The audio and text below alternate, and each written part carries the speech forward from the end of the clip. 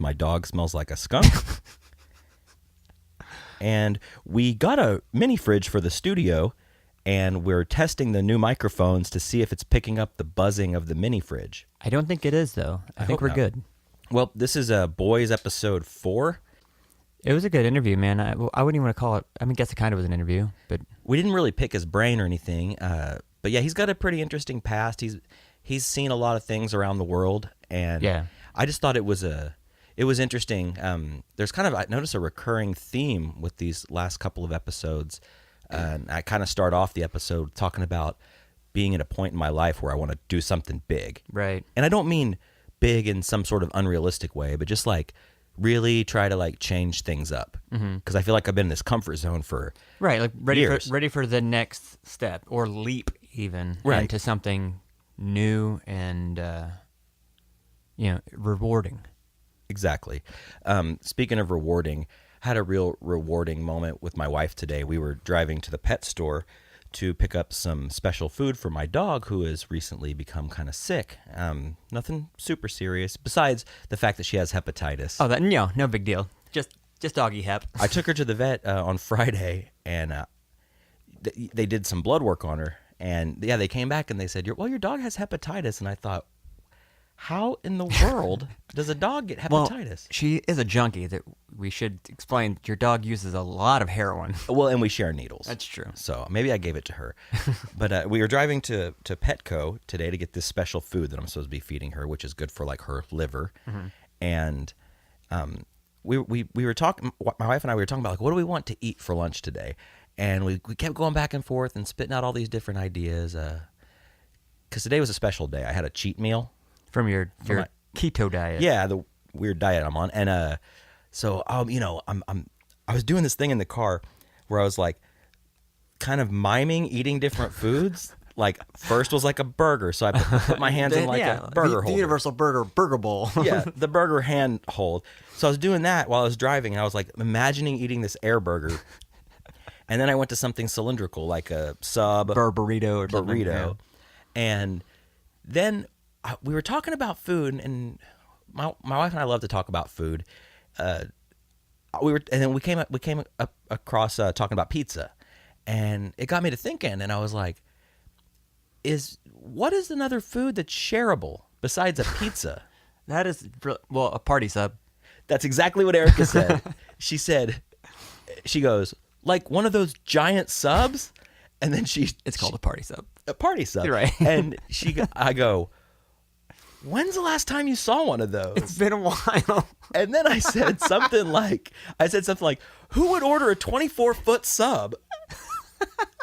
But do you remember if you ever have like an office party or a work party and they have a party sub? And you're Yeah. like, but what if I don't like cold cuts, man? Like, you know what I mean?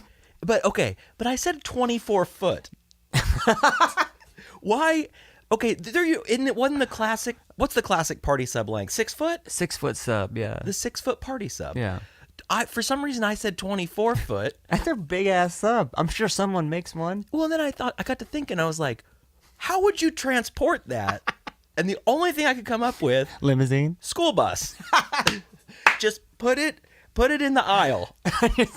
But like it's got like a what are those little system, rolly system where it's like slide it on down and then it goes out the emergency door in the back. Yes, exactly. So you finally have a use for that emergency door that I only went out once or twice as a kid. Sure. For drills. Yeah, drills, yeah.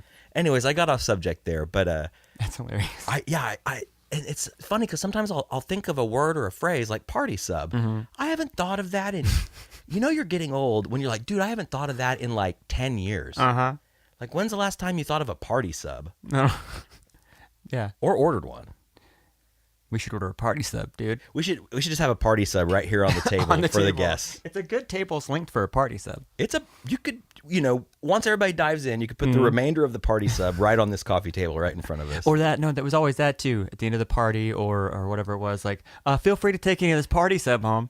Who's taking the party sub? Guys, it can't go to waste. It can't go to waste. We're not going to throw it away. So then you got like, I would just imagine like Stanley from The Office, like taking home like 2.5 feet and just living on party sub for like days. Yeah. So this episode is great. We're really proud of it. And if you want to find us online, We're on boyspodcast.com, which has links to all of our social media, Twitter, Facebook, all that stuff. So like us on Facebook, follow us on Twitter if you want, and or tag Boys Podcast. Get that shit going. and I wanted to add to that real quickly. We're just getting off the ground here. We've gotten some really great response so far from friends and other people. Yeah, that it's been aren't- really nice. That aren't friends. That sounds kind of a dickhead thing to say. New friends. New friends. New friends. Friends old and new. So if you're listening to this, we really appreciate it. And yeah, if you want to like, share, review, rate, whatever, anything you can do, whether you're sitting at your desk at work, or you're sitting at a stoplight, or you're driving at high speeds down the highway. And you're driving a bus with a party sub in it. Yeah, if you're taking the party sub back to work or home from work, just take a moment and just look us up and give us a nod. It means the world to us. Definitely. And with just a little more ado, A word from our sponsor. Hey, bro, what are you drinking? Oh, this? It's an Anthem Arjuna. What about you? Just beer? Oh. this episode of Boys is brought to you in part by Anthem Brewing Company, located in the heart of Oklahoma City. Check them out online at anthembrewing.com. If it is an anthem, It's just beer? I don't know if it's narcissism. No, you got a poppiness about you. So, I mean, like, I'm not that. It was really nice on our last episode. Mike Schofield came over, and at the end of the night, he was like, "You guys have radio voices," and I was like, "Dude, that's the biggest compliment coming from somebody I don't know." Yeah. It's one Yeah. thing. This is our 4th episode, and I've got friends that listen, and I really appreciate that, and like I love getting feedback from my really close friends, but like getting feedback from a stranger is like nicer because they don't bullshit Well, you, they have nothing to judge by. Yeah. right? Whereas like Matt and Colin and some of our other friends, like we've all known each other since we were like 15, Sure. 16 years old, But anyway, so this is Boys episode 4, and we're joined by Jake Harms. Wonderful. Local artist, worked with a ton of people. We're going to get into all of that. And I was trying to kind of think of a theme for tonight's show. Right. And as I said last week, I recently graduated from college, finally, as a 35-year-old guy. Better late than never, I guess. Right. Yeah, and it's for good sure. it's good to finish what you start. But I just graduated, and right off the bat I thought, okay, this is a time in my life where I need to do something big. I've kind of played it safe most of my life as Absolutely. far as like jobs and projects and prospects and things like that. Like, I mean, I've played music pretty much since I was like 14, but I never like went on tour. I never like quit my job and like just threw it all out there. I've always just kind of done it more as a hobby. Yeah. Well, that's what got me out of college. So you were going to college? Yeah. Okay. So did you drop out? Of course. Right. Yeah. What were you studying? Philosophy and arts, which is, just completely dead. Right. But those were the two things that I was mostly interested in. Cool. And that's kind of what happened with me. I got a mass communication. It's a professional media. It's like audio, video, basically what we're doing here. Right. But like I've been doing this shit for a long time. Like I've been home recording, not on some massive level. I'm not trying to like make it sound like I'm this No, fucking like a Tascam 4-track or something. yeah, like the shoebox size 4-track on cassette. Like since I was like 15 years old, and I mean it all sucked. Yeah. But once I graduated, I was like, dude, what am I gonna do now? Absolutely. And the other thing about my degree is I feel like it kind of is going to force me into sitting at a desk the rest of my life. That's scary.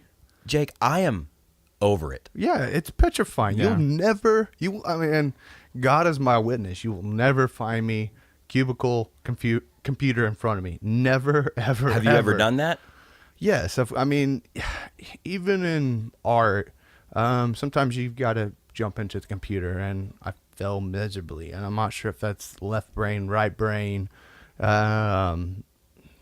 What would you call it? But I just can't get in front of the computer and, do the same things that other people, excel at. And like it's one of those things where it's like the grass is always greener. Like sometimes I wish I had a job outside. Like sometimes I wish I was doing construction, even though I'm a big pussy and I Well- probably wouldn't last a day. Yeah. But And I'm sure if I was working construction for the past 12 years, instead of doing graphic design for the past 12 years, I'd probably be like, God, I wish I could sit in an air-conditioned office and drink coffee. Yeah, it's the catch-20. Yeah, catch-22. It's like the grass is always greener thing. I've done. I mean, it took me forever to go to college too. I didn't go right out of high school. I didn't go till I was like mid-20s. But after high school, I worked, either in retail or being a barista or laying tile or doing outdoor shit. Like, so I've kind of done everything, and I was kind of telling myself, you know, I want to see what I want to do. You don't know until you do it. And a lot of my jobs, like a year or two ago, me and my wife sat down one night drinking beers because I would keep telling stories about these jobs that I've had. We made a list, and I've had like 52 jobs. It's funny because Seriously. That's crazy, but like good for a day, you, though. either a day or a couple of weeks. Never like, and some of them for like years, but most of them were for a few weeks. It's like, I don't want to do that. I tried it, I just don't want to do it. And it kind of ties into what you're talking about. Like, you went to school for this. You've been doing this for a long time, graphic design and what have you, and the audio video thing. You've gotten from what I've seen. That's like you're into it, like passion, like you want to do that. It's the next step for me personally because I've done, I've worked for a magazine or a newspaper for like the last 13 years basically, and now that I've graduated, there's going to be some opportunities for maybe a new job, a new career or whatever. But it's scary because I've been in this comfort zone. Well, you said it exactly. I mean, you nailed it on the head. Comfortability is terrible. I mean, it is completely terrible in a sense. It just makes you numb of things. And that's where my endeavor comes into with the Art Helper, just jumping in head first, scared, and just going for it. That was really my, just recently, me jumping into something like that. It's scary to put your own money on the line. Right. All these things that, Well, not having a steady paycheck. Well, maybe not having like health Yeah. insurance Well, or whatever. That's the thing. I mean, thank God for Obamacare, and I'm an artist, so those at least Obamacare keeps me from starving. Right, Yeah. for sure. I Or should getting, say. too sick and not being able to do anything about it. Absolutely. But the thing, I mean, you're doing it. Our friend Matt's doing it. Mm-hmm. Just saying fuck it and doing what you want to do, and I want to do that so bad, but I can't. Where do you start? Well, you know what I mean? It's so scary. It's because you're taking off your jacket. Yeah, you're honestly, literally. yeah, you're taking off your jacket, and and you're stepping into the ring. And honestly, what it comes down to, it's like even if you fell, at least you did it. I mean, and Right. Yeah. that's what always comes back to me around. It's a profound statement I've always heard. It's like aim for the stars, but if you land on the moon, that's okay. Cool. You got you at least left the fucking planet. Yeah, you know what I mean? exactly. Yeah. You got out of here. You did something. And the worst thing in the world is sitting on your hands. I mean, I'll preach that till whenever, but Right. that's the worst thing in the world to be complacent and sitting on your hands. Well, see, okay, that's the perfect word, complacent, because that's exactly where I'm at right now. Right. I just graduated. I could run out the back door and leave my chair spinning and go try to find another job, but any job I get with my degree, I feel like it's going to be basically the same thing, just a different coat of paint. Yeah. And the complacency breeds fear in myself and like worry, like, because like when it comes to my job, I'm very good at what I do. I'm very efficient because I've been doing it so long. Absolutely. I know all the shortcuts and all the Adobe suite. Like I know like all this stuff, and not to brag, because I mean it's not nothing to brag about. I have no idea what you're talking okay. about. Well, but the thing is like I've never Adobe Santa Fe, right? Yes. Okay. Housing. Yeah. But the thing is I've never really done anything else, so like I'm afraid I don't. I mean, I guess graphic design is a trade, but anybody with a Mac can call themselves a graphic designer. You say that, but I think graphic design is is one of the hot jobs that people are looking for. Yeah. Well, then it's ever changing. I mean, you know that as going in school, like every semester, it's upgrading. It's everything. The whole game's different. Like I did advertising, and that shit is doing marketing. That almost that same kind of shit changes so rapidly, so quickly, which keeps it fresh. But at the same time, if you don't want to do that, then you know, every time something new comes, like, God, I got to learn something new. Yeah, and staying up to date with Yeah. like programs and the market and the industry and everything. Sure. But it is something that will definitely be there, because it's not just where it used to be. What, 10 years ago, graphic design was web layouts and marketing, and then that's pretty much it. Now it's like, well, you know, there's video, there's all kinds, there's fucking YouTube clips, there's Vine, there's I mean, weird, you name it. Yeah. anything. It just goes there's on. so many, because there's so many entrepreneurs out there starting new shit. And my thing is, like, do you want to be, do you want to work for a company that's doing something cool, or do you want to be the person who's doing something on their own merit? Kind of going back to what you were saying before. Well, I would definitely like to be that person. Just the scary part about that is I've never been that person. So like, let's go back here. So okay, you went to high school, graduated. Did you start going to college right out of high school, or did you have like a break? There was a break, and the break happens actually in, you know, a really weird part of time of my life. I was a SkyCap at Will Rogers World Airport, and September 11th happened. What is SkyCap? Yeah, what's it? I don't know what that A is. SkyCap, it's almost a dying breed, but SkyCap goes back to probably 40s and 50s, and treating people with luxury. You check people in at the curb as they come in. They don't have to worry about lines, anything like that. Okay. They just go right that. And then in the evening time, I would just spend my time downstairs. Like somewhat- a liaison of sorts, or concierge, something like that. Exactly, Cool, exactly. cool, cool. So, you know, it was a really weird time in my life. Right then, you know, I had, you know, flights coming in and out, and then, you know, I'm still called for work. You know, just salary wise, just to be there, just to help.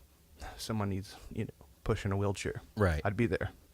So yeah, that separates that. But yeah, and then, you know, going off, unfortunately, you know, that was the demise of my job, was September 11th, and that thing, they had to lay off all these people. People got scared of flying, and Well, and the industry tanked. yeah, absolutely, And absolutely. what's funny is, you know, a lot of people like coming out of college, like a lot of people weren't very old when that happened that were Well, in some of my exactly. classes. And Well- I was actually in college, Yeah, community right. college. I was Right, in a right. class when that happened.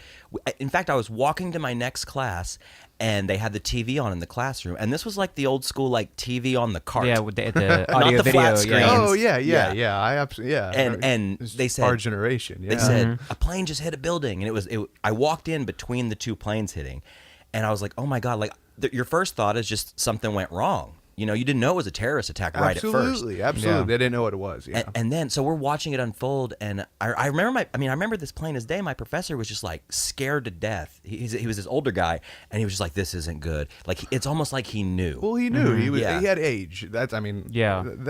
He Right. knew this wasn't a good attack on American soil. Exactly. Yeah. And I was 20 at the time, so like Yeah. I took a little break out of high school as well. Yeah, exactly. So so that happened. So we walk in and we're watching this unfold, and then the second plane hits. Yeah, and yeah, we're I all like, remember on okay, TV watching now that. Yeah. now it's really something. And then Yeah. that third plane went down somewhere else, you know, Yeah, which right. could or could not have Yeah. been tied to it. Probably so. Whatever. Right. But yeah, the thing about that is you say we say the industry tanked, and I mean I remember that. I remember that was in the news for months, Months, months exactly. and months. Yeah. So that's why you lost your job there. Well, it's just because there was no service to be, you know, begot on people. Basically, no one was flying. Yeah, no, right. I mean, no one. Well, then like airlines went under. Like there are airlines Yeah. that are no longer around because Because of of that. that. Yeah. I mean, it was tough, but shit. What was the Basically going just going on, through. Yeah. So what going happened after on. that? Let's see. From SkyCap, and that's the thing. We earlier discussed jobs before we started this, but let's see. I think I went. That was I think kind of like my hippie phase, I would say, through life. Not really caring. Getting in and out of drugs during this time, and then, you know, not really having a direction. And this time I find myself in Edmond. Edmond, Oklahoma. This would be like your like early 20s, right? Yeah, Okay, exactly. yeah. After the September 11th, Got around the same time everyone, goes through that kind of phase. absolutely. Yeah. I mean, this Universal, I is think. yeah. Trying, different stuff out. Sure. there. Yeah. From there, some people wake up and some people don't. Right. I different drugs, I would just be like, man, I can't do this. Yeah. This drug. Yeah. All right. We're over it. And slowly, got to where I need to be, I think everybody goes through that experimental phase. Like Right, I for was sure. always kind of a lightweight. I mean, I experimented here and there, but like I've never done cocaine. I've never done heroin. I've never done any of the real heavy hitters, I mean, I've experimented with other things here and there, but I've had friends that have run the whole gamut. And and some of them came out wonderful people because I think they went through that. Right, And then right. some people just fell off Because they were actually experimenting, and other ones were just like, no, I'm definitely This is trying my to, thing I'm trying from to now on. heal something broken inside of me. Yeah, then it becomes who you are, and then that's you. Which Forever. Isn't, I'm not going to judge, but I wouldn't want to live life that No, way. no, same. Yeah, you know what I mean? Yeah. So you're going through your hippie phase, and so when did you? So okay, you worked for Wayne Coyne and Yep. the Flaming Lips for a long time. long time. Yeah. You helped open the Womb Art Gallery here in Yep. Oklahoma City. You ran it for Yep. a long time. Exactly. So just kind of, we don't have to spend too much time on it, but tell me kind of how that happened. I mean, yeah, I can follow you up from, me kind of pulling my shit together and wanting to do something more, and that's the thing. I was in college and college was just vanilla to me. It's just bland.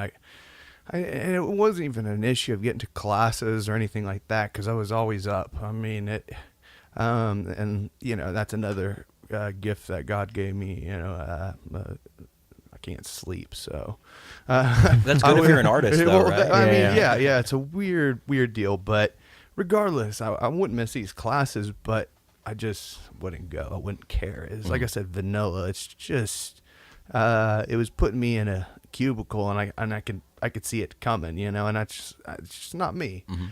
And then serendipitous works. I mean, I believe in serendipity. I don't believe in too much things, but serendipity is a weird thing.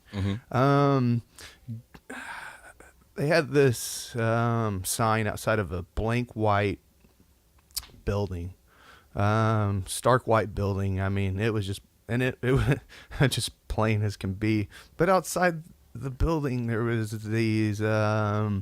It was a circle with kind of like devil horns coming out, and that just intrigued me, And I say that I'm computer incompetent, but I can search the internet savvily. I'm fine with the All right, internet. Grandma. Yeah, exactly. I'm fine with the internet. So go in there and find out that that building is actually the manager of the Flaming Lips, Scott Booker. Scott Booker, exactly. And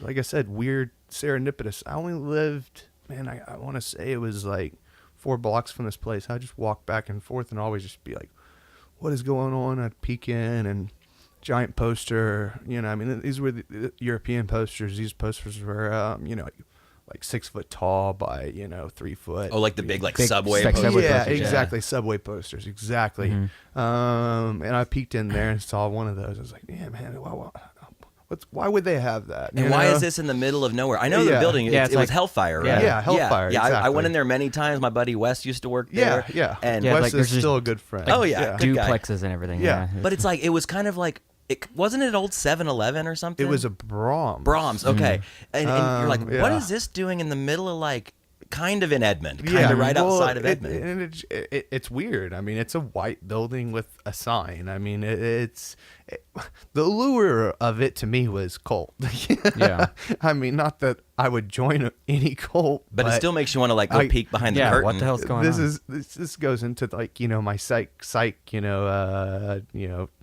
degree or whatever it would be called, but yeah. And then finally found his email through searching and found his email. And this is during, we put this back about Yoshimi battles the pink robots, kind kind of the tail end of that tour. That's when I came in. And yeah, you know, I just sent him an email, just trying to tell him, you know, aspirations. I can't be here, basically. Right. That's what it came down to. Is just Right. And I'll help you out anytime I can. And Scott Booker, still love him to death. He gave me a job at Def Jux merchandise. Mm-hmm. All I did is take care of merchandise for Def Jux. Did that for slave labor at the time, but I didn't mind it. I Which didn't is mind it at all. it's like a hip hop. It's like an indie hip hop label. Exactly, indie Yeah. hip hop, and that would how you would describe it. RJG I can't say it. R2J2 RJD2. RJD2. I'll help you. Thank you. You know, he was on the label Mm-hmm. and a couple other people, and I just sorted out Def Jux merchandise for a long time, and Wayne would pop his head, goofy, full of energy, life. You know, he sparks charisma when he comes out. I mean, we can further on talk about what he sparks right now, but but then full of life, love, could see it in his eyes, everything. And here I am, a kid, just trying it out. I just could bug him, just like, hey man, if anything comes up, just let me know. Just trying to kind of maintain some presence. Like, I hey, mean, I'm over here if you need some help. Yeah, you know? and I let him know that I'm not tied down, and like if you need somebody, I'll be there. Yeah. Little did I know, it's just like that's, I opened up Pandora's box in certain ways by forwarding this. Yeah, so what happened from there? So This is why I'm laughing, is what happened from there. Oh shit, I don't even have a problem saying his name, Dave the Wave. Dave the Wave, wherever you at in Casino you're at right now, but Dave the Wave was it just wasn't working. A lot of drugs and casino stops, and when you're on schedule to drive a truck, and that's where I'm kind of going with this, is there's a time frame that you load in, so he was out. their driver at the time? They drove the gear. Okay. Everyone else would be on a tour bus, Yeah, because I mean, and if you- people don't know, I mean, the Lips have always kind of had this like elaborate stage Yeah, show, giant Yeah. show. especially like from Yoshimi on. I mean, I remember seeing like old Lips stuff, like seeing them on like HBO's Reverb, and even back then when like Soft Bulletin came out, I mean, it wasn't as those are the elaborate as it great is times. now. Well, I mean, he did the parking lot experiment. I mean, and I got to hand it to him even now. And I give a lot of props to Stephen Drozd, this orchestra thing that they got even coming up. I don't have ill feelings anymore. That bridge is unfortunately a burn, but I decorated it with flowers, so I'm over it. You're an artist; you still made something beautiful out of it. Exactly. It's it's if that was the Shire, I'll just stick to my area, and you stick to your Right. area. Well, it's weird, man, because being from Oklahoma, there's a lot. Like Wayne there's a lot of love-hate for the guy. It's like Well, he's constantly under scrutiny. he's pompous. I Right. mean, I can go on. But wouldn't you be? I mean, I don't know. Like I don't hate Wayne. Okay. I don't love him. I love a lot of the stuff they've done as a band. I mean, I could tell you a love-hate relationship. I toured for over 10 years doing this. Some people are different than the other. At first, starting off, it was El Capitan. I even nicked him, El Capitan, because he literally was the leader of a ship. And we were his crewmen. And when that started to slip and go off into a totally different direction, everything went to a different direction, and you can see that plainly in the music, leading up to everything. And then the the divorce with Michelle. Right. Which Ter- was, I mean, a biggie. Well, you and know? that's if you listen to the Terror, it's Michelle. The Terror is Michelle, and I love her to death. I still talk to her to this day. She's a great woman. But yeah, further on down the line, I'll push this time schedule. Dave the Wave, go back to him, and he can't make the gigs. He just can't make the gigs. He's too drunk, too messed up, doing different drugs on the road. Couldn't make the gigs. I get a phone call. Booker calling me up. Booker is just like, hey, you still interested in touring with the Lips? And being a young kid, shoot, barely drink alcohol. Meet a young kid, I dropped everything and went on tour. Let's stop it there for a second. That was one of the big moments in your life. I mean, Columbus, Ohio. I'll never forget it.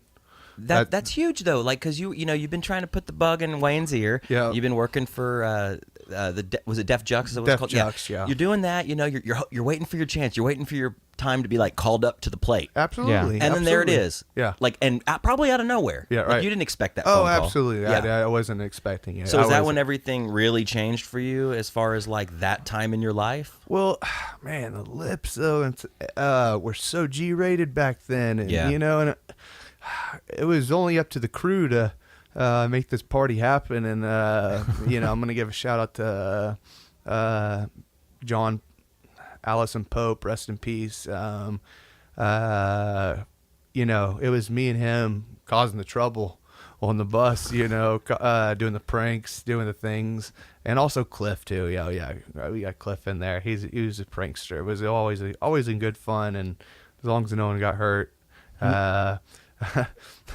Not about your feelings, but physical skin hurt. You were Right. okay. Yeah, right. Your feelings would definitely get hurt. I'm sure there is a lot of that, like being on the. Like I said, I've never been on the road, but Right, especially right. like, and when you joined, I mean, the Lips were on their ascent still. I feel like Yoshimi. Yeah, absolutely. That was the bell curve area. And this is where I fell into is the the Yoshimi area, opening up for. Gosh, it's these things. It's opening up for Radiohead at Glastonbury. 100,000 people standing out there in front of you. It's pretty remarkable. Well, it's got to feel good to be like, I helped put some of this on. Well, and then you're also the guy too. It's like I'm just gonna go up on stage and just like coil these wires up just so I can get a little stage presence. What does it feel like to be up here? Yeah. I mean, you question those things, and that's all in good fun, Right. But you want some of that residual. It's fun, Yeah. absolutely. And the question, you got a lot of power too. You carry a lot of power touring with a band of that caliber or higher. I mean, I don't put Lips up to the Wall or anything like that. Theatrics, Right.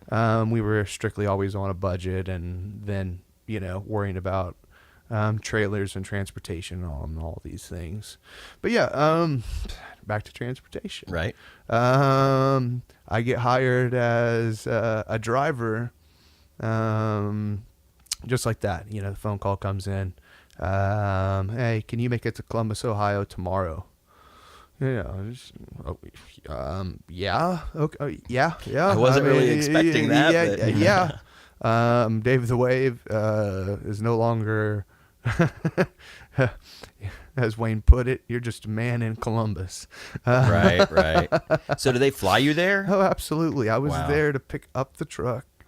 And being completely thrown into this. Well, and these are 26-foot trucks, 24 to 26 foot, budget, move your house trucks. Right. Have you ever driven anything like that before? Never. And not only are you driving it, but you're driving around this expensive shit in Oh, it. I control the show. You don't guys understand Yeah. that burden of if I get a flat tire, the engine goes bad. If you fuck up, the show's fucked. It's not happening. It's not happening. I'm glad to say that I made every show, but whether it be slim, but I've made every single show that went during this time of touring, And Wayne, I think, just saw it in me. You know, I would drive these, excruciating drives, What, just like long stretches? long stretches. You're just on a tour. I mean, you're just on a band tour. You're just going all over the place.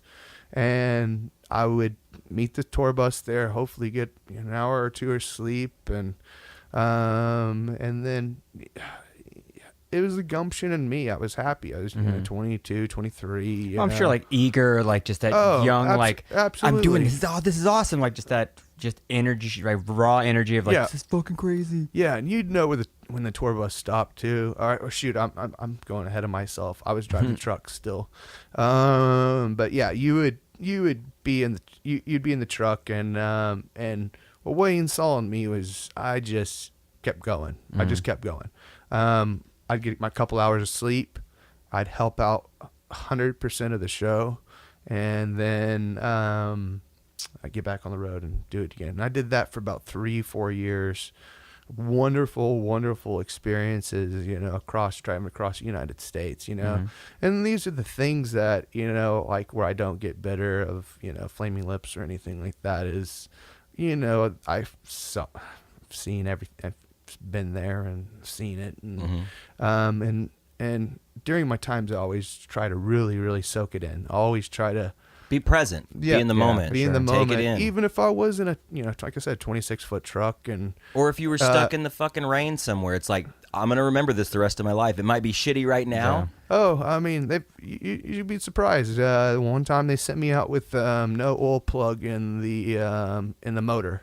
So I made it. I was, I mean, you just so much. There's just I gotta tell you stories, but yeah, someone left the engine plug out of the motor, so I'm driving to Dallas to head down to that was the Hangout Festival, and I make it all the way past Dallas, and my truck is completely broke down, and I love my friends, I do. Some are brighter than the others. I usually take the lead when I drive. Everyone just follows me and does their thing, and there's no thinking on their parts. Yeah. He was spraying his windshield like every 15-20 minutes to get the oil off his windshield. Coming out of the back of your truck. Coming all outside. And I'm driving, passing through Henrietta and all these states. I'm just, why are these people with the windshield wipers?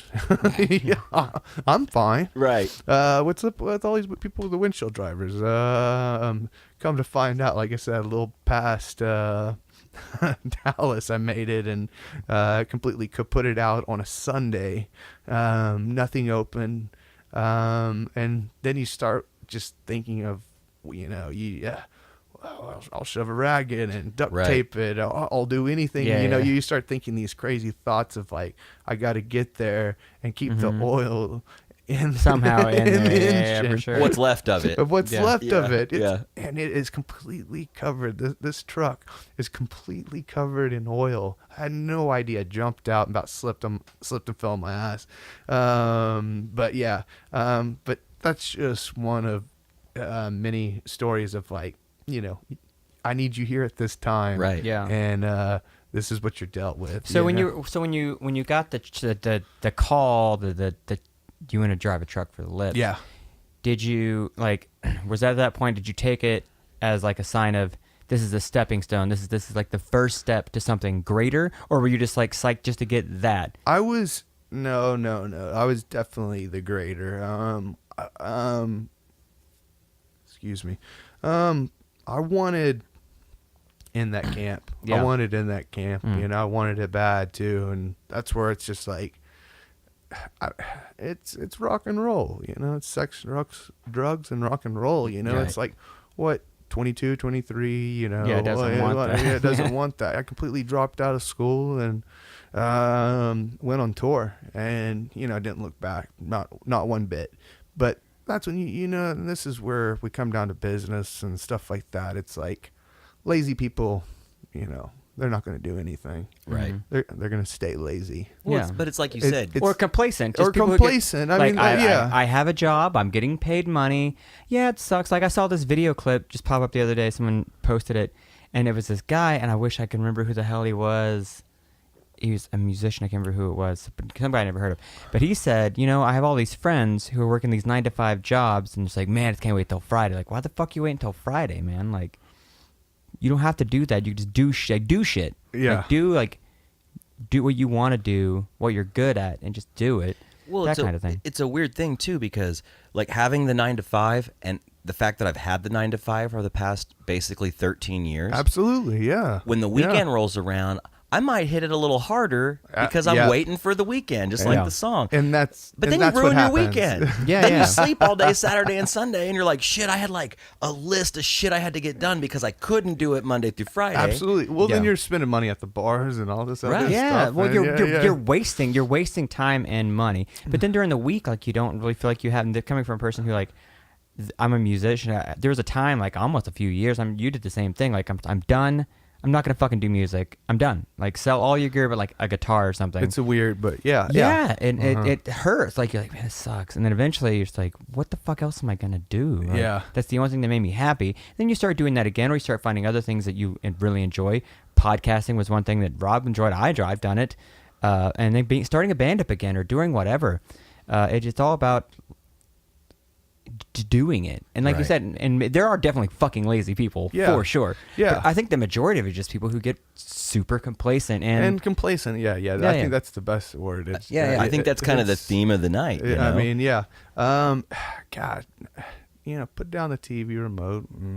If you really want something, go out there and get it. yeah. And like I said from the beginning, this is one of those things. It's like shoot for the stars. You land on the moon. It's you're good. You're Mhm. good. At least you did something. Maybe you guys are familiar and help me with the name. I'm just literally familiar with their music. Garfunkel and Oates. Yeah. The- The two women that two- Yeah. like comedy yeah. acoustic Wonderful, stuff. absolutely, yeah. Mhm. Those two women, they've got a great song. It's called "I'm a Loser," and that's the truth of it. There should be applauding people behind you, even if you do fail, and go to succeed though. I mean, go to succeed, Right. and that's where it really comes. The thing, it's just like at least you know that going out there and doing these things, and they're scary and all these things. Yeah. Every day of my work, I'm starving artist. It's it's a true thing. I try to make is what I can do, and but in the same sense, I don't even know what day it is.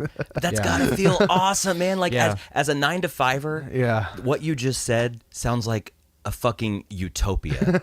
Like I just get up and I do something I love, and Well, it's borderline retirement, so you got to be careful. Okay. Because those 9 to 5, you need to be doing shit. Right. Yeah. You really need to be working. It's like, yeah, you do get an extra weekend day, and yeah, you absolutely do get the perks of you can like, sleep in if you want to. Well, I but- mean, and luckily, I got a great support team behind me, and little favors of you just going to Santa Fe. It's just like Yeah.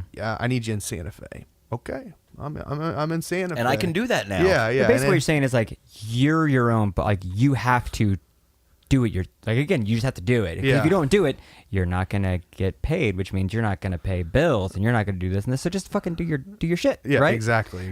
That's the thing I run into with this 9-to-5, and I kind of touched on it earlier. I'm very efficient at what I do at work. Right. And I don't want my boss. That's an asset to somebody, though. Okay, but maybe not to my boss. And hopefully he won't hear this, but I'm just going to be honest. Like in my 40-hour week, I probably do like 25 hours of actual work. Man, we can like And I fucking Office sit Space. there. Sit there. I literally on just so many sit. things Yeah, yeah. on a lot of this stuff. Right. It's That's just, my life. Well, shit. I wish I remember the main character of Office Space, but yeah. Not Peter. Yeah, Peterman. John Livingston's character. Yeah. But this also goes back to his next door neighbor. It's like, what are you doing, Mar? I'm waking my ass up at 6 a.m. Do the drywall thing he's in outside. He's Yeah. doing his thing. But I also believe that man, some people weren't meant for college. I'll just say that out loud. Yeah, they're definitely. they're just not meant for it. They weren't supposed to go to it, and that. But in the same sense, some people cannot be in cubicles. Right. Um, And some people were born for that. Yeah. Some people go to college, climb the ladder, wear the Yep. tie every day. And I've just never been the guy to wear the tie. I've always had kind of long hair. I've always kind of had scruffy facial well, hair. of course, yeah, Like- yeah. But I mean, thankfully, I think with the way the world is now, I think the tie thing's kind of dying out, right? Like I think it's starting to get like more like, hey, we're cool, we're hip, we have beers at lunch, like that kind of thing. The tie thing, it's still there. There's the Klinger honors. Oh, sure, but I think those are the dinosaurs that are slowly dying. At least I Right. hope so. But that being said, like what's going to happen to corporations and jobs like that in the next 10, 20 years? Right. Are there going to be cubicle type jobs, or are they all going to try to compete with? No, it's all going to look like Silicon Valley. Have you seen any of that show? No, on I HBO? haven't. It's like what you imagine what the Google offices look like. Like there's a dude on a longboard, and there's like Keurigs everywhere. Everyone running on hoverboards and shit. Yeah, and there's like salmon for lunch every day. And like, That's what all I this need shit is a surfboard with a Keurig machine on it. Yeah. Yeah. there Wait, you didn't go. Wayne do that? I don't no, know. I'm just kidding. Wouldn't surprise me. I tell you what, we're gonna take a quick break, and we'll come back and pick up with the Art Helper stuff. Sounds great. This episode of Boys is brought to you by FatBison.com. Fat Bison Workshop is a tattooed guy in the middle of nowhere who makes custom hand-carved hardwood signs built to order. Mention the Boys podcast and get free shipping. FatBison.com. Custom hardwood signs. Bold, simple, naturally beautiful.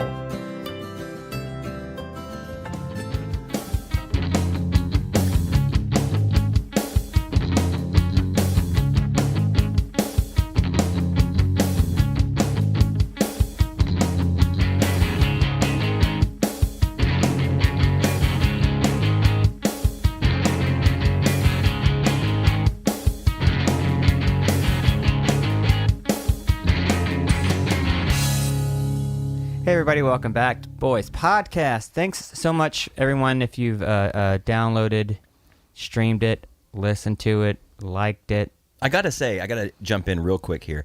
The response to the first few episodes that we put up has been magical. Oh. It kind of going off what we talk about tonight. Mm-hmm. Even though this is a small scale thing and we're not getting paid hardly anything, if Yeah. anything, for it, we're doing something. We're making Sure. something, and I'm so proud of that. So Oh, I just for wanted sure. to jump in with that. Oh, for sure. And it's your first time listening. You can check us out at boyspodcast.com. It gives you links to all of our social media, Facebook, Instagram, all that good shit. There's a donate button. You can donate if you feel like donating. Yeah, we're just real happy to get this going. Absolutely. And Jake, thank you so much for coming by. Yeah, absolutely. So far, so good, man. You're doing a great job. And to kind of pick up where we left off, we took a break and went outside for a second, and we were talking about just where we are now and touching on those things. And I just wanted to bring this up real quick. Miley Cyrus. No, actually, I can't say her name. It's banned from the show. No, not really. But okay. The one that we can't talk about. But the thing about that is, and we'll just jump over to that, is like another very polarizing person. For sure. And a big change in the lips and Wayne and things. And that's where I think some of the hate, especially, it's funny because I'll see stuff about the Lips on like Reddit or on websites, and like course. they're a very loved band overall. Yeah. But in Oklahoma, they get a lot of backlash. Yeah. You Even know, at the Bernie Sanders, Wayne spoke for a moment, and I kind it of was- cringed a it little was, bit, man. There were some gearers out there for some reason. Were you at the rally? Oh, absolutely. I yeah. was at the rally as well. Yeah. Floor. I was on the floor. It I was on the floor. It was super awkward. When he came out, I Absolutely. was like, "What the fuck is he doing here? Aren't you like Mary? Okay, whatever. All right. Yeah, like Mary Fallon supporter. What the fuck are you doing here? Yeah, exactly. yeah. So let's go back to you're driving this bus, the gear Gear. around the trucks, Box trucks, yeah. And so what happened after that? I mean, those are those are some of the best times. Like I said, I saw the world, met some of the greatest people out there. You miss that being in a tour bus, and luckily I've had both.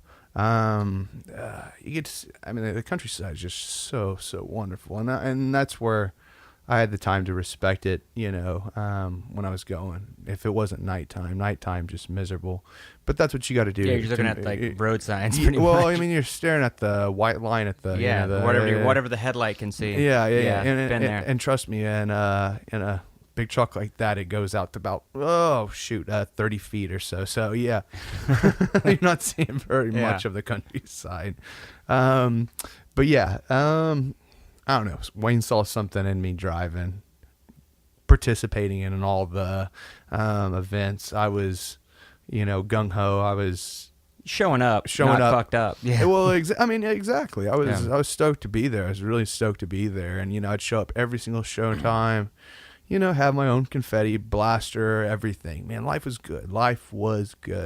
And then and life got even better.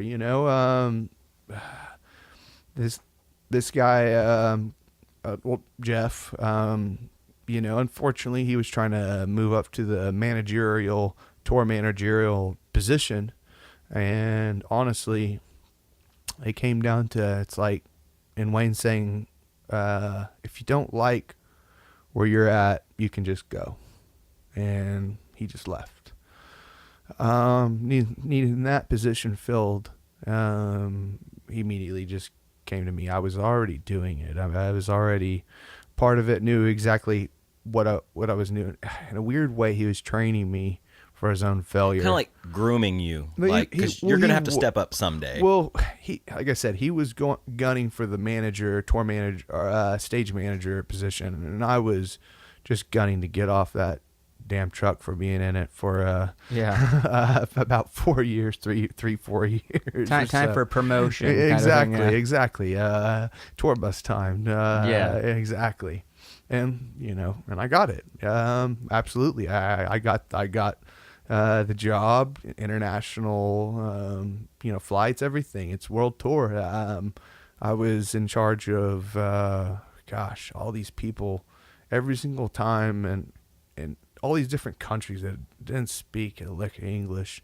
And it's tough to go through a security briefing between El Policia, what's going to happen. And then it's also difficult to communicate to your dancers from, Japan, Osaka, or wherever it may be, that this is what you have to do. And then you get into these modesty countries as well. Right. You don't think about it in America. It's flashed across your TV screen on a suntan lotion, advert. But there you had to tone it down, and I'd have to have some lack of better words, sexier outfits. Right. And it kind of sucks saying that, because there was a sexist, obvious theme going on, dudes on one side and cute skimpy girls on the other. Right. Wayne is definitely a sexist. You heard it here first, ladies and gentlemen. I'll write that in granite. Yeah. That's like some epitaph shit. Right? Absolutely. Wayne But So, okay, moving forward, so you started driving the tour bus. No. You're a tour manager. No. Wait. I was the animal wrangler. Okay, so what is that exactly? Like I said, okay. I'm sorry if that wasn't clear, but that's what I got promoted from. Jeff's job was he didn't get the job for tour manager, and he was the animal wrangler. And animal wrangler just involves going to find about 40 people out in the audience that will be willing participants to just come up on stage and dance and meet, dress up like an alien Santa Claus. Exactly. Okay, that makes sense. All now. that stuff. That was me. Behind all that was getting all that orchestrated, and then it was fun for them. They and Wayne was back then he had such a big heart. Every single show he would meet up with those dancers, and he would sign autographs until 3-4 o'clock in the morning, as long as it took, and it's kind of weird seeing him now, and thinking back to those memories of what it used to be. But shit, we can't live in the past, Right. and we Yeah. all move on. Well, yeah. and I think regardless of how it turned out in the long run, like for you personally, it's like you have these memories and these experiences, and you got to see the world, man. Absolutely. And those were gifts that I didn't realize I was given until afterwards. Right. Right. And honestly, that's what it comes down to is after the fact of me being mad, just emotion. Everybody can get over it, and I was a little spiteful and all these things, aggression, every kind of negative emotion came over me, even leaving in the way everything was left. Because unfortunately Wayne was, he was a friend, and that's shitty losing a friend, and that's where our relationship was a friend, because he had too many yes people around him, and I'd be the first one to be like, what the hell is that? No. And Scott Booker, great no man as well. But I was, like I said, I was there to be like, yeah, I'm not sure about that. Let's do it this way. Let's try it out this way. So after all of this started happening, is this when you started having your hand in the womb? Was this later, or was this kind of during? Or? Womb comes in at the year 2011. Still on tour, still doing that hardcore. Have the privilege and honor, and still this day, it's something I'll always look back and be happy about. Maya Hayuk, I think of Brooklyn, one of the wonderful famous artists, came down and painted the womb, and that was kind of like the initiation of getting the womb started, was getting it painted. We had jurisdiction lines of where we needed to go, but yeah, we just pushed it and started painting up the whole side of the Studebaker building. Well, and for people Like outside of It's Oklahoma, a vagina. there's many. I've always let people, it's an avocado. Sure, it's a pink sure. avocado. Well, and for Yeah, it does kind of. Yeah, it is. That's what it is. You're right. Never mind. My bad. And for people outside of Oklahoma, the womb is an art gallery, practice space, kind of hive mind. I mean, that's sort what of. it was meant to be. Right. But unfortunately, I would love to see it be that, but it's kind of fallen under dilapidation, for lack of better words. It's bad. Nothing happens there anymore. There's no creativity that happens anymore. I haven't heard of anything going on there in a while. Well, I mean, Miley Cyrus was my last show, and it's strange that Wayne, would just give up on that. Excuse me. Would just give up what he was doing right after I left. And it was a weird kind of mutual thing, Like I said, Wayne and I are friends, and I mean that, like best friends. Anything and everything, any kind of help or anything like that, I was always the guy.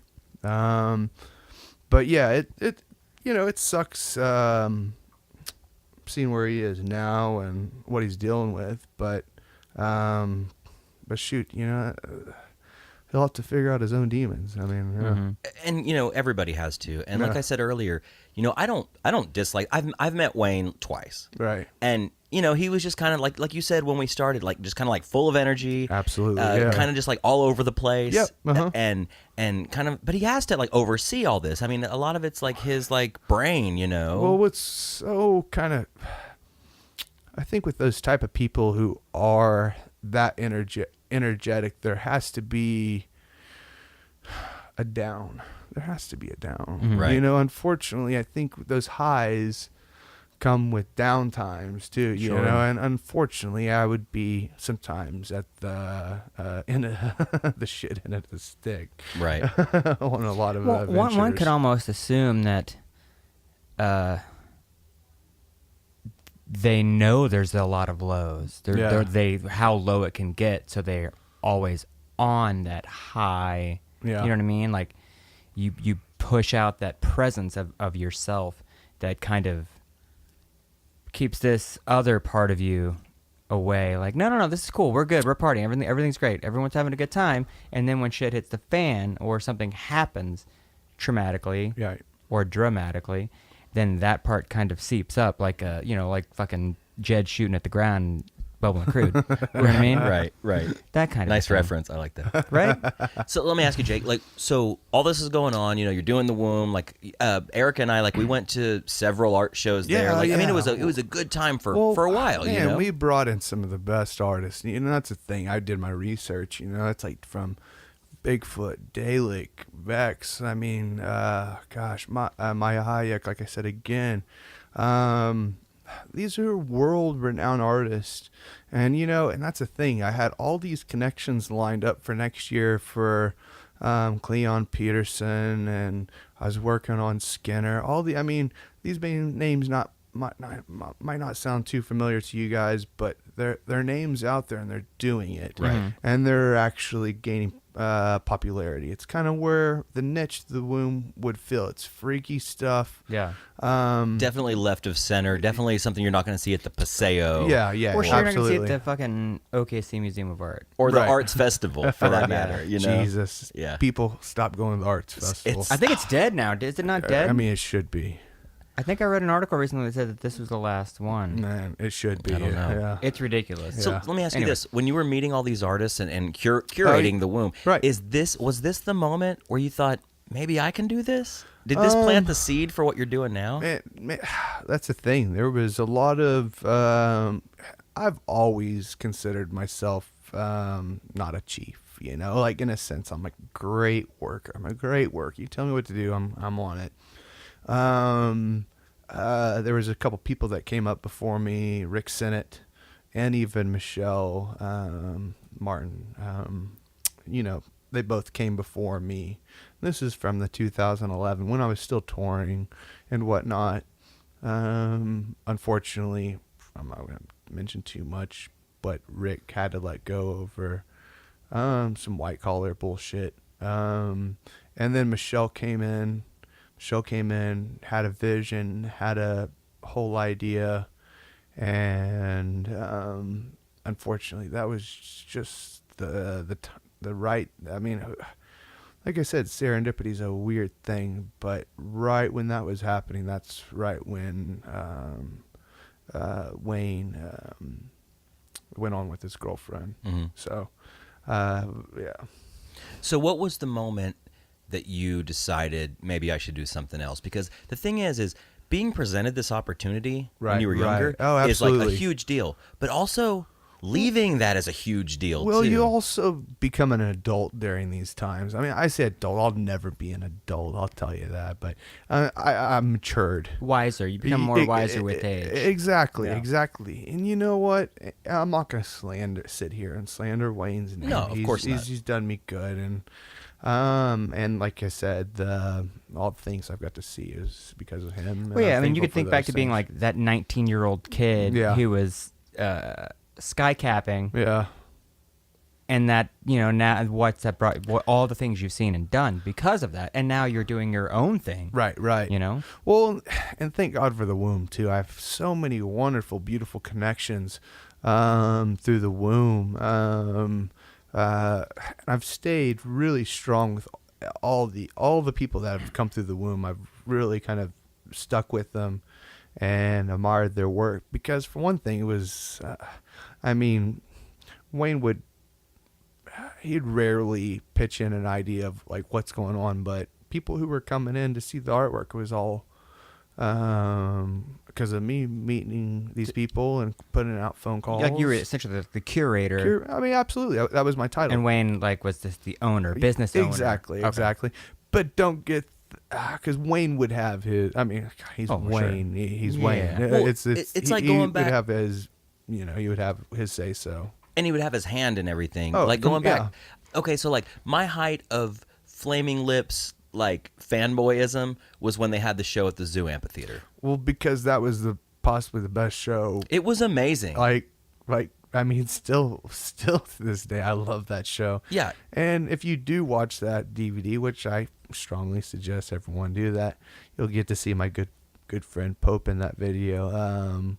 A couple years before he passed away, but that video is just absolutely wonderful. Though. I mean, it's so I'm good. not trying to sound like a dick sucker here, but like I was younger then too. We were all younger back then. Absolutely. And that was the first time I saw them on that new scale. Right, With the right. confetti and the spaceship and the video screens and the balloon, the hamster ball and Yeah, everything that exactly. they've become to kind of like they're known for that. Yeah, now. right. And it was magical. I think Wes got us passes to it because I think he was still working at Hellfire at the Right, time. right. Yeah, Wes. Yeah, Absolutely. Yeah. So like we were not only did we go, but we were like right up front. Yeah, And we got to awesome. go backstage, and like I was kind of starstruck, even though these are just Oklahoma boys. Not much different from us. What's funny is we ran into each other and Totally. and didn't even no, yeah. and that's the beauty of life Well, is like we've come full circle. and I always You're try. sitting on my futon. I now. always try to tell people too. It was always such a party atmosphere. I was like, listen, guys, I'm working here. Right. There was always that. It's like people are getting drunk and fucked up. It's like I am actually working here. I gotta make sure this is all going well. well. Yeah. Yeah. It's like you're around that much equipment, machinery, and stuff that can hurt you. I mean, there's no lie about that. But yeah, it was still though chasing people down when they're drunk is always fun. Yeah. Well, like we were talking about earlier, like hosting a party. It's kind of like that, right? Like you gotta listen. I'm here. I'm hanging out, but just I gotta make sure that's cool. You guys do what you want to do. Yeah. I gotta make sure I can clean this shit up whenever you're done. I call it maintaining. Maintaining. Like right? if you're hosting a party, whether it's a Flaming Lips party or your birthday party or a friend's party, Good God, the womb. That's all I did. I had to stay sober just in case the cops came over. because somebody has to deal with it. Yeah. And if you're like fucked up, Well, then- that's the thing. Like, I'll have a glass of wine, man, but that's all I can do. I can't do much more. than that. Yeah. Maybe two. I'll do two. And what stuff happens at the womb? Jesus. Yeah. I I could assume. know this is a radio show, but I'm pulling my collar right now.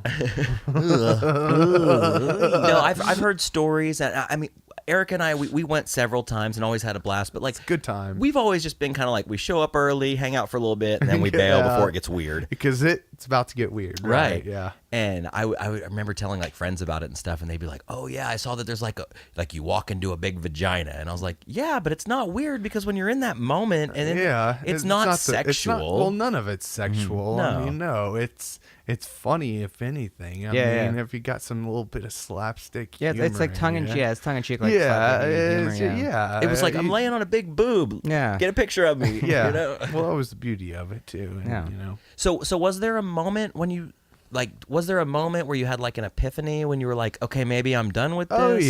Oh yeah. Or was it a yeah. series of moments? Or? I mean, I could tell you these dates perfectly. I was in Florida, like Pasadena. Oh gosh, Florida, Pensacola. Pensacola. Thank Pensacola. you. Pensacola. I was in Pensacola, Florida, doing a show I did not want to do, and I was hurting just to get off the road. And it was like the last show of the tour. I never will forget this. I go in the bathroom to wash my face off, just kind of get some sense into me because I Right. was burnt, completely burnt. I go over there and talk to Steven Droz. Love the man to death. Still to this day, I love you, Steven. I was like, Steven, man, I'm hurting over here. I'm hurting over here, man. Like, tell me something. He's like, we all got problems, and he just immediately walked out of the bathroom. It's like we were all dealing with the same demons. Yeah. It's just one of those things. He was, being a member of the band, you can't do it. But me, luckily, I graciously bowed out, and luckily the womb needed some guidance during this time, and it fell in really good and timing wise as going into the womb, then or going out of Flaming Lips touring, and I would still tour with them every once in a while if they need help. They were always my friends, my transition to the womb. Mm-hmm. Yeah. And that's when you started kind of making these connections and Yeah, well, absolutely. starting this new path in your life. Well, I mean, like I said, everybody that, that I worked with, in Dalek, some of these names are just great. They might not be great, right this second, but there's some really great artists out there that are making it. And that's what I wanted to do. Bring something else different. But it was always a battle of how much money the womb was, because we'd always do installations, and that's what one of my specialties is, installations of art. They were always very elaborate, very expensive, so it would leave very little budget for some of the artists that I wanted to bring in. Right. Yeah. So let's fast forward. You did your time at the Womb. You Yeah. made some connections, learned some of the game. Some Oh of the yeah, I mean, business. well, yeah. When you become the manager of it, yeah, you just step up, or or you run away, and I stepped up. And then after that, did you not kind of go back to like a 9 to 5? You worked for like a sign company, or like what were you doing after that? And that was because that was the very end. Miley Cyrus, Womb Party. God, what is it? Is that what I say? 2015? What is this? 16, 20. Yeah, it was 2015. That was my last show. I let Wayne know that he wanted me back, and then I just graciously was just like, man, this isn't working. This just isn't working anymore. I don't want to. I want to separate myself from this.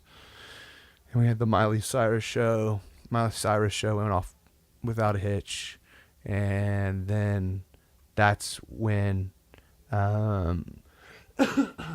excuse me. That's when I went off and was like, I need a 9 to 5 job. I gotta have this 9 to 5 job. Like, I'm not sure what propelled me to that. Some like it was just the opposite. Stability. I need stability. That was just the opposite. I was just all over the place. In the 9 to 5 job that I worked, they were great. I had my own. It was 6 foot by a 20-foot table, and I've got a little bit of background experience in vinyls and printings and stuff like that, and it worked out great for a year until I woke up one day and I felt like a caged animal in the place, and the place is open. It's not a cubicle. It's nothing like that. And they kept on asking me, it's like, why are you outside pacing? Why are you outside? It's like, we don't care that you're outside pacing, but what are you doing? I'm just like, if I don't do this, I'm going to get in my truck and I'm going to drive away. Nothing to the owners. I love them to death still to this day. But it just wasn't for you. It just wasn't for me. Yeah. Still love the people I worked with up there. They're great, great, great souls. And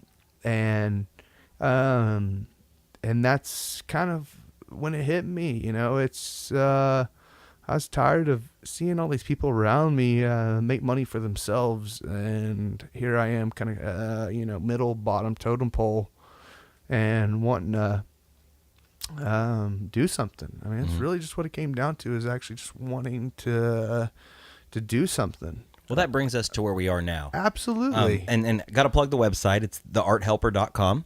Yep. And you do some amazing shit. I actually bought a piece of art from you. Yeah. Thank you. Yeah, Yes, man. No, thank you. I bought it for my wife and my 2nd year anniversary, and I was racking my brain. I was like, okay, the thing about gifts, like Erica, I'm sure my wife is much like your wife, the lovely Alex. Yeah. They love shoes. They love fashion. My God, They love cats. They love long-haired Persian cats. Yeah. So I thought, okay, anniversary's rolling around. I'm not going to buy her shoes, even though I know that's what she wants. Yeah. I'm like, I'm going to buy you the wrong shit. Yeah, of course. And I'm like, the way I am about like audio equipment and guitars and shit, like she's that way about shoes, treats, cats, things like that. Like I just don't go there. I'm like, just buy your own shit, So I was like, okay, I was like, what can I get? I want something really thoughtful. And I like met up with you one day after work, and it came up that maybe I could commission a piece of art, like original, one-of-a-kind art. Absolutely. And you're just starting to get off the ground here, right, and doing a great job at it. I love your stuff on Instagram and everything. Thank you. So you and I sat down, and you basically kind of like sketched out an idea and took some notes. Yeah. And you delivered like a week later, Yeah. which I was super excited about. And I got this piece of original, like it's glass, but there's like this beautiful like handmade constructed metal base to it. It's an art piece. Right. And it was my very first piece of art I've ever bought, Yeah. other than like a screen printed poster. Right. You know what I mean? Of course. Like we all have those. Of but course. it was my first piece of art that's like one of a kind. Yeah. It wasn't one of 200. Yeah. Yeah. And I brought it home, and I was so excited, and I showed it to Erica, and she loved it, and we proudly have it displayed in our living room. Yeah, definitely. And, you know, when we were talking about getting guests for the show, I was like, I got to get Jake on because it was going through my mind, this do something big. Yeah, And you yeah, did. absolutely. You walked away. It's scary. Gosh. Yeah. I mean, I that's we keep on going back to this. Yeah. Just do your shit, Yeah. right? It's, no one's going to do it for you. I mean, No. I'm going to tell you right now, no one's going to do it for you. And you know what? And these guys are unaware of even what happened to me today. I fought the law. Law won, of course. Oh, you went to court I for went a ticket? For a ticket. Okay. I fought. But I fought. You didn't just roll over. Yeah. I felt like I was, got ticketed for a wrong thing. And, I mean, it was basically a stop sign ticket. And I felt like I stopped. And, I went in there.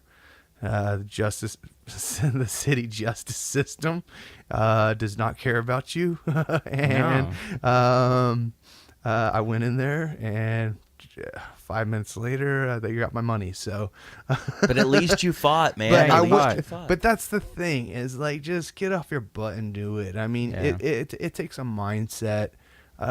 With anything too, it's like, I mean, if you're gonna quit drugs, you're gonna quit alcohol, you're gonna quit cigarettes. And I've done all those things. I was sober for a little over a year, and I'm vegetarian right now. What? Yeah, we Me got too, two I am vegetarians. Yeah. in here. Gosh, it's just you do it. Yeah. I mean, and it hurts me to death. And I talk to my mom, and she's overweight and stuff like that. And we get into, some more healthy eating, and she's just not into it. And that's just the way it goes back to it's complacent, set in your Yeah, ways. It's yes, I've eaten like exactly. this for 34 years. I'm going to eat like this till the day I die. I'm going to have biscuits and gravy. Exactly. Right. I'm going to have a steak for dinner. Yep. And by God, if you take my taters away from me. And why do I have heartburn? And why is this an The ingestion? doctor says I got What is high this? blood pressure, but I think he's full of shit. Right. Yeah, that doctor man is full of shit. That doctor's full of shit. Oh gosh, exactly. So the art helper. Art is, helper.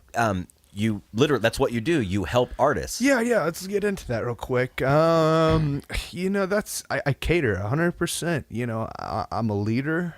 I'm also a worker. I mean, that's really where my stance of where I'm at. I like to be around other artists as long as there's no ego, which there's a lot of time there is, but if you got an ego, don't even, go to my website. I don't even care.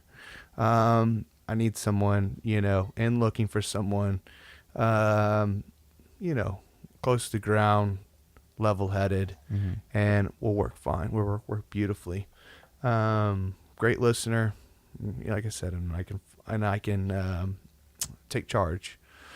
I do a lot of runs from New Mexico and Oklahoma City, just running art back and forth, framing. I do wall hanging. You name it, I've done it. It's, and it comes with being with the womb for so long. I can deal with artists very well. That's what basically really what it comes down to. Well, it sounds like, going from your first big job at the airport, Right. working for the Lips, doing the womb, it almost sounds like you took a little piece of all these things and now you're putting it into working for yourself. Yeah. Absolutely. You're a facilitator. You're a fabricator. You get shit done. Yeah, You're exactly. an art Well, liaison. Yeah.